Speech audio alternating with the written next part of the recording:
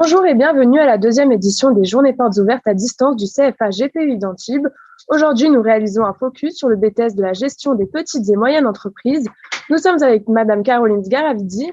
Bonjour Caroline, pouvez-vous vous présenter? Bonjour, je suis donc Caroline Sgaravidi, ravie d'être avec vous. Je suis la responsable pédagogique de la section des BTS GPME, gestion des petites et moyennes entreprises, conseillère formation, également formatrice sur cette section. En quoi consiste le BTS GPME? Alors, tout d'abord, c'est un BTS, brevet de technicien supérieur, c'est-à-dire que c'est un diplôme de l'éducation nationale qui se prépare en 2 ans. En l'occurrence, chez GPUI, nous le préparons en alternance et uniquement en alternance. Ce BTS a vocation à former des collaborateurs des équipes de direction, qui vont être amenés à travailler en lien étroit avec eux et à servir d'interface avec toutes les parties prenantes de l'entreprise, les clients, les salariés, les fournisseurs, les banques, les actionnaires, etc. Selon vous, pourquoi choisir l'alternance? Alors, sur ces BTS en particulier, l'alternance me semble effectivement le choix le plus pertinent.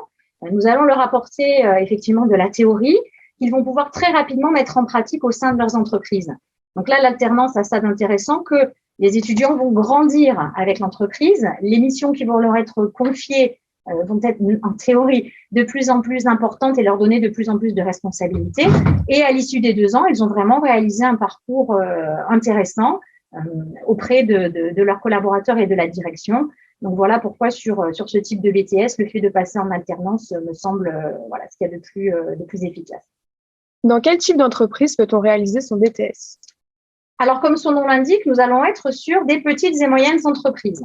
Alors, pour le coup, peu importe le secteur d'activité ou la dimension de l'entreprise, petite ou moyenne, tous les secteurs d'activité peuvent recevoir un étudiant en gestion de la PME à partir du moment où il va y avoir besoin de gérer de l'administratif, de gérer de l'accueil client, des fournisseurs, pourquoi pas également de faire de l'assistanat commercial ou RH.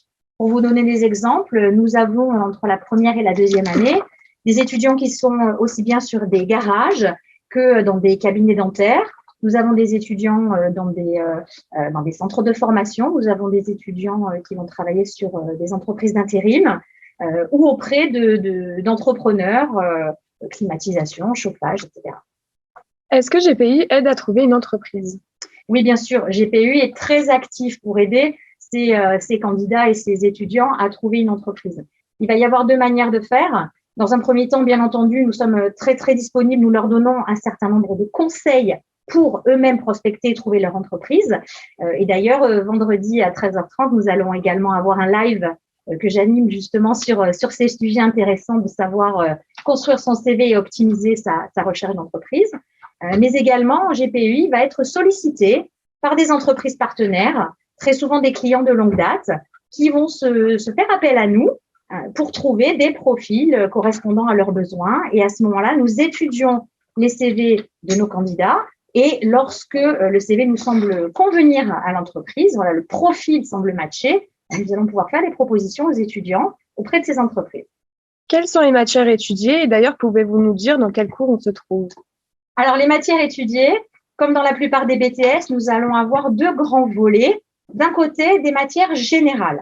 Alors, les matières générales sur le BTS gestion de la PME vont être composées d'une partie par de la culture générale, ce qu'on va appeler vulgairement du français, par de la culture économique, juridique et managériale. Donc là, c'est un gros bloc qui va regrouper l'éco-droit et le management des entreprises. Et enfin, par une langue vivante, en règle générale l'anglais, c'est ce qu'on propose nous chez GPUI, parce que l'anglais est une part très importante des enseignements sur le BTS gestion de la PME, aussi bien à l'écrit qu'à l'oral. D'un autre côté, là, vraiment, un bloc plus important qui concerne les matières professionnelles. Donc, le premier domaine d'activité, ce qu'on appelle la gestion des relations avec les clients et les fournisseurs. Nous avons ensuite de la gestion des risques de l'entreprise, du soutien à l'activité de l'entreprise, un gros pôle de gestion des ressources humaines depuis la réforme de ce BTS qui tient une place de plus en plus importante. C'est tout à fait cohérent avec les besoins des entreprises. Et enfin, une matière qui est complètement transversale, qui va être la communication. C'est d'ailleurs un des cours que j'anime et que nous suivons aujourd'hui avec les étudiants. Donc, ça couvre la communication écrite, la communication orale, vraiment dans tous ces aspects et notamment avec l'utilisation et la pratique d'un certain nombre de logiciels, les tableurs, les logiciels de présentation, etc. Quel bac est demandé pour faire cette formation?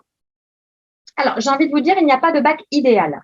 La suite logique va être que des étudiants qui sont en bac professionnel gestion des administrations vont souvent avoir envie de continuer exactement dans cette voie et de choisir le BTS gestion de la PME. Mais un étudiant qui est issu d'un bac technologique STMG, qui est issu d'un bac général ou après complètement une reconversion professionnelle, c'est possible aussi, il n'y a pas de bac type. Voilà, c'est plutôt des qualités et un goût pour les matières qui sont enseignées qui va être demandé plutôt qu'un bac en particulier. Quel est le profil d'un candidat et ses qualités pour un BTS GPME? Alors, le profil idéal. Dans tous les cas, en BTS, ni les entreprises ni le centre de formation ne va être à la recherche d'une expérience ou de compétences professionnelles qui sont déjà mises en œuvre. On va rechercher plutôt effectivement des qualités personnelles et notamment, il faut savoir qu'en alternance, c'est la motivation qui est extrêmement importante puisque l'alternance est quelque chose d'assez intense. À côté de ça, pour le BTS gestion de la PME, il faut bien sûr avoir un goût pour la gestion administrative. Il faut avoir une certaine aisance et un goût pour la communication, qu'elle soit écrite ou orale. Et puis, d'une manière générale, être une fois encore motivé, rigoureux, voilà, et puis réactif. Quels sont les débouchés professionnels? Alors, ce BTS va faire partie de ceux qui vont conférer une employabilité à l'issue des 2 ans de formation qui est importante, puisqu'on peut le voir là, sur les diverses plateformes et job boards, qu'on est en recherche, effectivement, les entreprises sont en recherche d'assistants de gestion, d'assistants de direction, de collaborateurs sur de l'assistanat commercial ou RH. Et d'autant plus, le fait d'avoir réalisé son diplôme en alternance va donner vraiment aux étudiants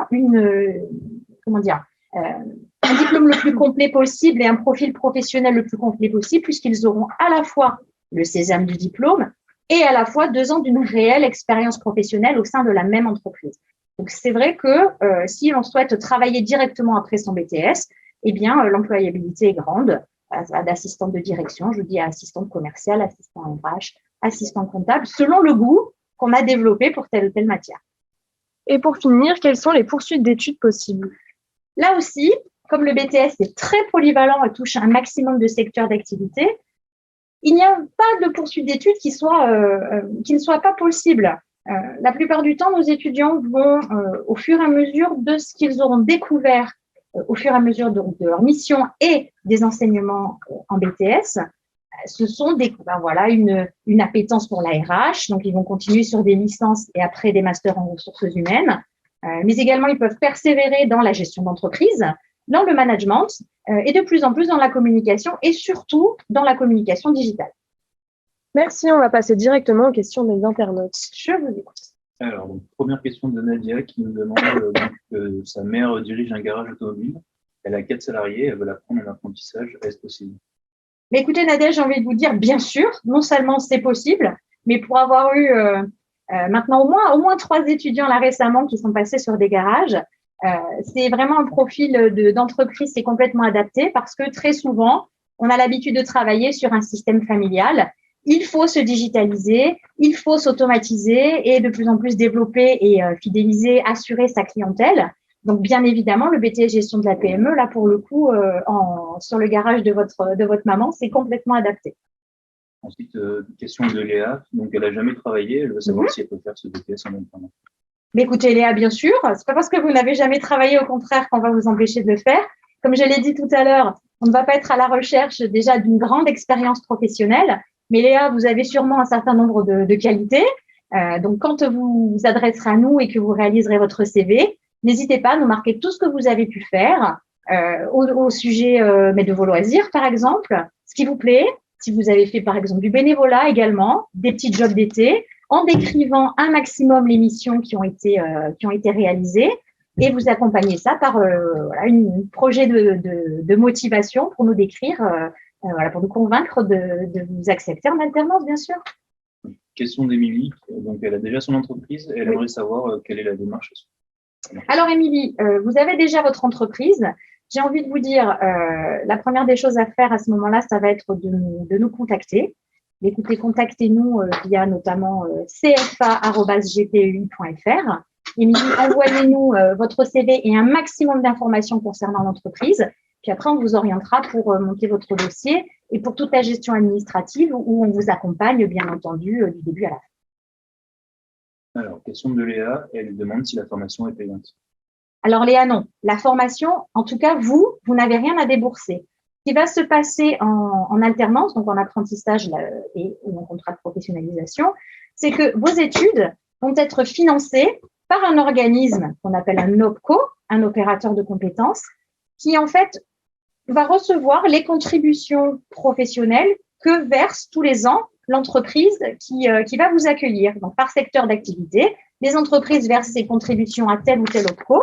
Et lorsque le contrat est signé, eh bien, c'est lui qui va prendre en charge les frais de votre formation. Donc, à part vos manuels, bien entendu, et quelques fournitures scolaires, non, la formation ne sera pas payante. Nadia nous demande comment ils ont fait pour s'inscrire chez nous. Alors Nadia, je vais vous répondre rapidement, mais dans tous les cas, nous avons aussi un module que je vais animer vendredi à 13h30 sur comment s'inscrire chez GPUI et dans un deuxième temps, comment optimiser votre profil. Nadia, si vous disposez d'identifiants Parcoursup, eh bien, c'est par Parcoursup qu'il faut passer pour vous inscrire chez GPUI et nous vous contacterons si votre dossier est retenu pour un entretien en visio. Si vous n'avez pas d'identifiant Parcoursup, parce que vous êtes redoublant, parce que c'est une reconversion professionnelle ou une reprise d'études tardives, vous allez sur le site de GPUI, www.gpui.fr. Dans l'onglet d'inscription, vous allez pouvoir télécharger un dossier d'inscription, le remplir bien soigneusement et télécharger également toutes les pièces qui sont demandées et le renvoyer sur le site pour qu'on puisse vous contacter. Alors, Léa demande dans quelle entreprise elle doit commencer à chercher son alternant.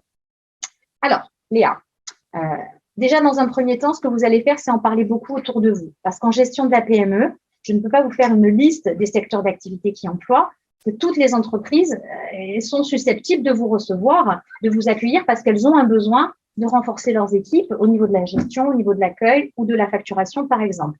Donc, il faut d'abord que vous en parliez beaucoup autour de vous.